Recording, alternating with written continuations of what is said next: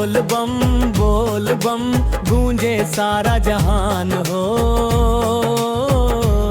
चल कांवड़िया देवघर बाबा के दरबार हो।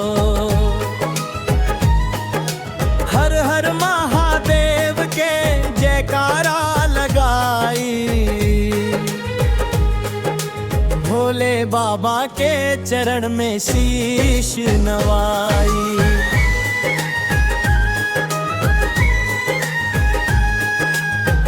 अंतरा गंगा जल भर के चले कांधे पे कांवड़िया, भोले बाबा के नाम में मगन बा दुनिया।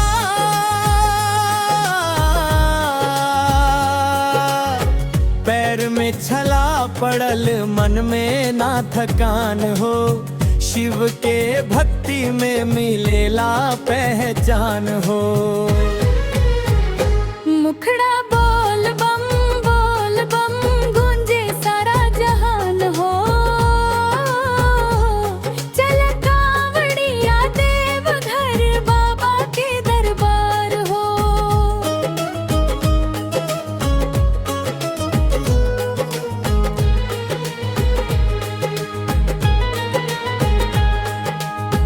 अंतरादु सावन के महीना बरस अमृत धार।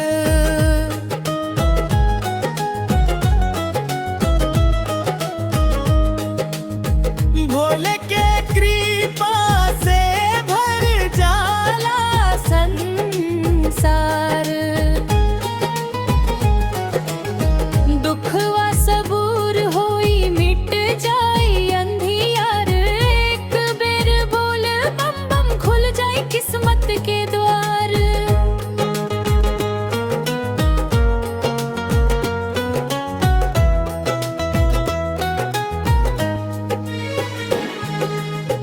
डमरू के धुन बाजे गूंजे चारों ओर, नाचे भक्त शिवाला में झूमे हर ठोर।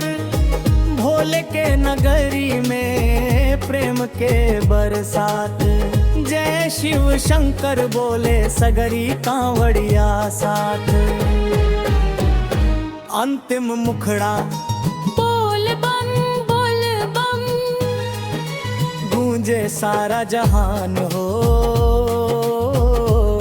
चल कांवड़िया देवघर बाबा के दरबार हो। हर हर महादेव के जयकारा लगाई, भोले बाबा के चरण में शीश नवाई।